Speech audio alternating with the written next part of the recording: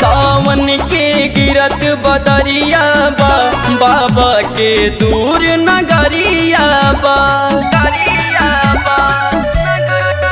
सावन के गिरत बदरिया बा, बाबा के दूर नगरिया बा। जब चलत चलत थक जाई कदम, तब बोल कंवरिया बम बम बम बम बम बम।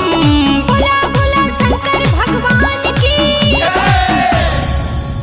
आराम मिले मिट जाई गम, चल बोल कंवरिया बम बम बम।